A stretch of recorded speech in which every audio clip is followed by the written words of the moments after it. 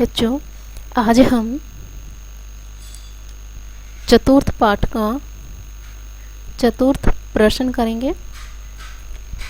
एतेषां प्रश्नानाम् उत्तराणि एकपदेन वदन्तु लिखन्तु च। इन प्रश्नों का उत्तर एक पद में लिखना है। एक पद अर्थात एक ही शब्द में।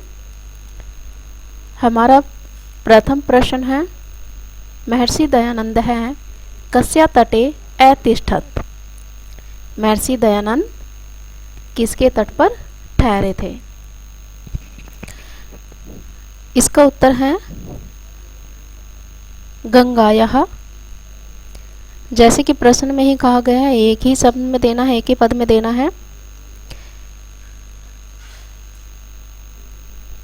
तो इसका उत्तर होगा गंगायाः तटे। गंगाया तटे। द्वितीय प्रश्न है, अन्य अस्मिन् कुटीरे कः वसति स्म। दूसरी कुटिया में कौन ठहरा था? जहाँ महर्षि दयानंद जी ठहरे थे उन्हीं के पास एक अन्य कुटिया थी जिसमें कि यात्री ठहरे थे। तो इसका उत्तर होगा एक है यात्री। कुटिया में कौन ठहरा था? एक है यात्री। अपराधी कः अस्ति आसीत्। अपराधी कौन था? अपराधी कौन था? जो महर्षि दयानंद जी को बिना कारण ही दुर्वचन कह रहा था, वह अपराधी था। तो इसका उत्तर होगा यात्री ही। अपराधी कौन था? यात्री ही। जो हमने द्वितीय प्रश्न का उत्तर लिखा था, एक है यात्री, वही तृतीय का उत्तर होगा यात्री। अगला प्रश्न है, फलानी कीदृशानि आसन्। फल कैसे थे? फल, इसका उत्तर होगा मधुराणि रसयुक्तानि। मधुराणि रसयुक्तानि, मधुर और रसयुक्त। अगला प्रश्न है, दयानंद है फलाने कस्मिन् बध्नाति। दयानंद ने फल किसमें बांध कर दिए थे? अब ऐसे हाथ में तो लेकर नहीं गया था, तो उन्हें एक कपड़े में बांध कर दिया था। तो इसका उत्तर होगा वस्त्रे। महर्षि ने फल किस में बांध कर दिए थे? वस्त्र में। वस्त्रे इसका उत्तर होगा। शिष्य तत्र गत्वा अकथयत्। शिष्य ने वहां जाकर कहा, अत्र अव्ययपदम किम। इस वाक्य में अव्ययपद बताना है। कौन सा है? अव्ययपद होता है अविकारी, अर्थात जिसमें लिंग, वचन, काल, कारक आदि के अनुसार कोई परिवर्तन ना हो। तो इस वाक्य में शिष्य को अगर हम वचन या लिंग बदलेंगे तो बदल जाएगा। वचन में शिष्य हो जाएगा और लिंग में शिष्य आ जाएगा। तत्र गत्वा जाकर, जाना, जाएगा आदि रूप आ जाते हैं। अकथयत् कहा, कहेगा, कहेंगे, तो ये भी बदल जाता है। तो तत्र शब्द एक ऐसा शब्द है जिसमें लिंग, वचन, काल, कारक आदि के अनुसार कोई परिवर्तन नहीं होता। अगर स्त्रीलिंग है तब भी हम तत्र का ही प्रयोग करते हैं। गीता वहां गई। अगर पुल्लिंग है, राम वहां गया। तो तत्र शब्द है अव्ययपद है। अगला प्रश्न है, एतेषां प्रश्नानाम् उत्तराणि पूर्णवाक्येन वदन्तु लिखन्तु च। इन प्रश्नों का उत्तर पूर्ण वाक्य में लिखना है। महर्षि दयानन्दस्य है काले कः कुरुते है व्याप्तः आसन्। महर्षि दयानंद के समय में कौन सी बुराइयां फैली हुई थी? इसका उत्तर होगा अंधविश्वास है, स्त्री अशिक्षा, बाल विवाह, जाति प्रथा इत्यादि। कौन कौन सी बुराइयां थी? अंधविश्वास, स्त्री अशिक्षा अर्थात स्त्री को शिक्षा न देना, बाल विवाह कि जैसे बच्चों का विवाह करना, जाति प्रथा आदि। अगला प्रश्न है, महर्षि दयानंद है किमर्थम भारते सर्वत्र अभ्रमत। महर्षि दयानंद किस लिए भारत में सब जगह घूमे? क्योंकि उन्हें पूरे भारत का भ्रमण किया था। किस लिए किया था? इसका उत्तर होगा कि भारत में अनेक कुरीतियां फैली हुई थी, इसलिए इसका आंसर होगा कुरुत्य है निवारण, कुरुत्य है निवार्यन, वेद धर्मम च प्रचारयन, महर्षि भारते सर्वत्र अभ्रमत। कुरीतियों को दूर करने और वेद धर्म का प्रचार करने के लिए महर्षि संपूर्ण भारत में घूमे। महर्षि शिष्येभ्यः सदैव किम वदति स्म। महर्षि शिष्यों से हमेशा क्या कहते थे? इसका उत्तर होगा महर्षि तान चिंताम मा कुरुत तुष्णीम भवत। चिंता मत करो, चुप रहो, यह कहते थे।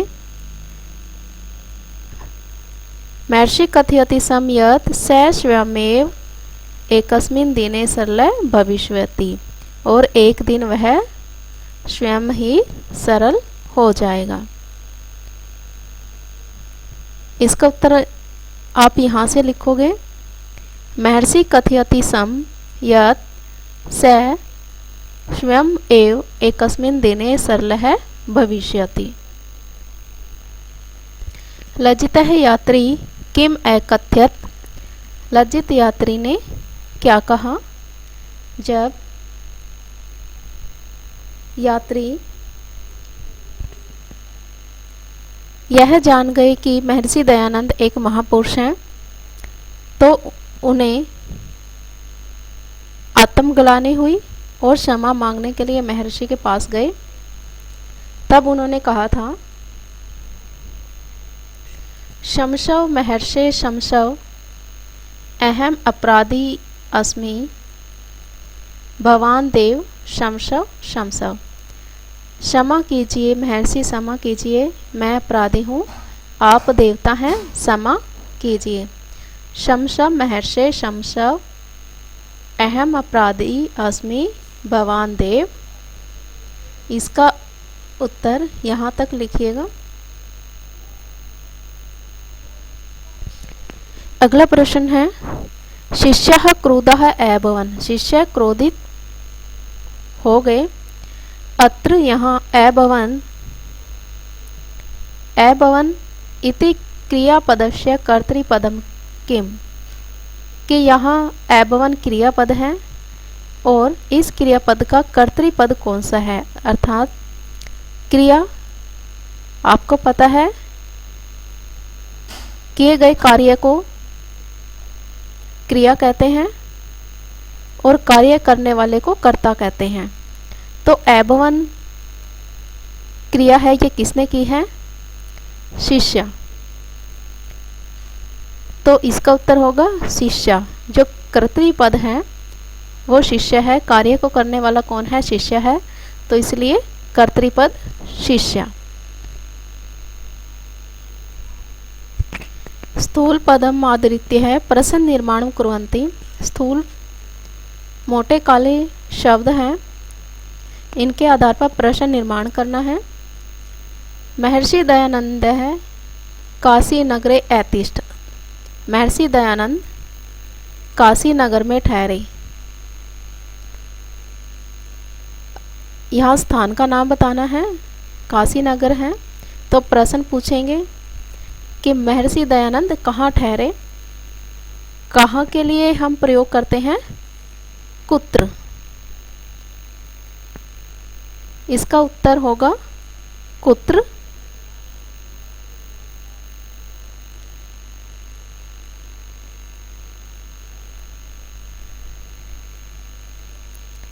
महर्षि यात्री महर्षि कुटीरस्य समीपम आगच्छत्। यात्री महर्षि की कुटिया के पास आए। यात्री किसकी कुटिया के पास आए? महर्षि। तो इसका उत्तर होगा, प्रश्न निर्माण करेंगे तो आएगा कस्य। महर्षि यात्री कस्य कुटीरस्य समीपम आगच्छत्। दुर्वचनानि श्रुत्वा अपि महर्षि तूष्णीम अतिष्ठत्। दुर्वचनों को सुनकर भी महर्षि चुप रहे। दुर्वचनानि जैसे कि कक्षा 7th में हमने प्रश्न निर्माण करना सीखा था।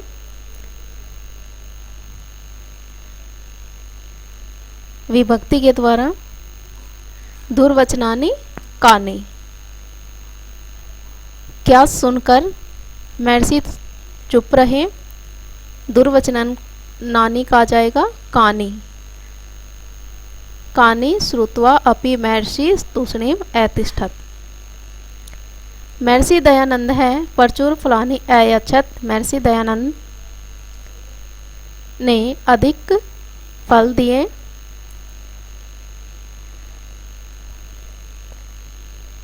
अयच्छत् लाए। महर्षि दयानंद है पुल्लिंग है और एक वचन है, संज्ञा है, तो इसके लिए हम किसका प्रयोग करेंगे? कह। यहाँ हम प्रयोग करेंगे कह शब्द का।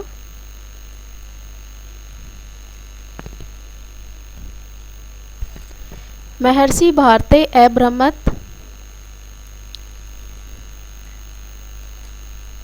महर्षि भारते अब्रह्मत्। महर्षि भारत में घूमे।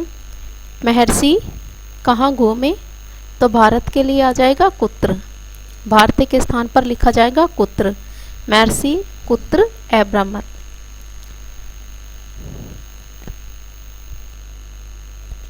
शिष्यः विस्मितः अभवत्। शिष्य हैरान थे। हैरान कौन थे?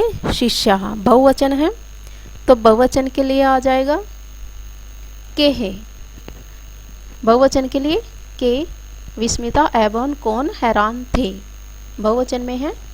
शिष्य के स्थान पर लिखा जाएगा के। अगला प्रश्न है अधोलिखितानि वाक्यानि कथा क्रमानुसारेण लिखन्तु। नीचे लिखे गए वाक्य को कथा क्रम के अनुसार लिखना है। कहानी में कौन सा वाक्य पहले आया है उसको क्रम के अनुसार लिखना है। ये आपके लिए अभ्यास कार्य है। आप आशा है आपने पाठ अच्छी तरह से पढ़ा भी होगा, तो आप इसे स्वयं हल करने की कोशिश कीजिए।